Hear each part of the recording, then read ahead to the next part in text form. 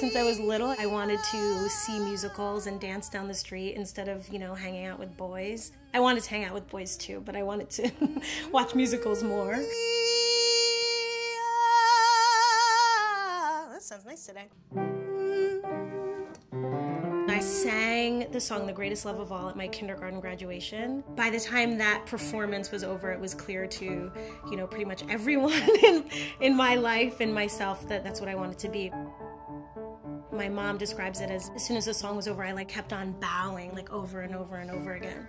And from there, I fell in love with singing and performing, and particularly musical theater. And I realized it was like a gift that I'd been given. Probably the most defining thing about me as a person is that both my parents are immigrants. My mom is Haitian and my father's from an island called St. Vincent, which is a British West Indies. It means a lot to me that these people were able to give up their own dreams to be uncomfortable so that their children could succeed. And also that my mom and my dad allowed me to pursue something that didn't make sense on paper to them and that they saved their money and worked their butts off in order to make that happen. That is something that I can never thank them enough.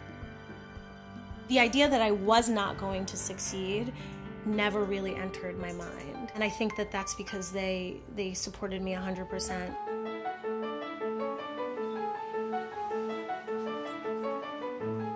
When you pursue an artistic pursuit, you hear no a lot more than you hear yes. That doesn't mean it doesn't hurt every time you hear it, but that means that there's another opportunity around the corner for you. And just in my own personal experience, I did a show in Canada at the Stratford Shakespeare Festival, and it was a big year for me, and I came back and I was selling lipstick at Barney's.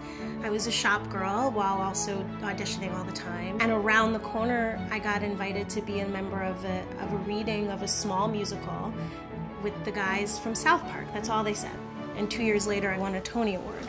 Here we are, Eugene O'Neill. This is where all the magic happened. Walking down 49th Street and seeing the Book of Mormon marquee and being like, I'm a part of that. That's something I created.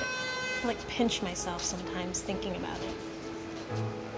And so those no's and those rejections are sometimes just setting you up for the next thing. One of those Tonys is mine. The most exciting moment of my life was winning a Tony Award in 2011. And the best part about that was, I heard cheering from the balcony because my brother and my sister-in-law, my best friends, my stepfather, they had all bought tickets. The way I felt then is the way I feel now, even just thinking about it. I was so overwhelmed. And I didn't know what I was going to say, but I was able to stand on a stage and thank the people who helped me get there and continue to help me get there every single day. This is my theater, where Les Mis is playing 8 times a week, and I'm headed into work to do my first show of the week. Do I have doubts?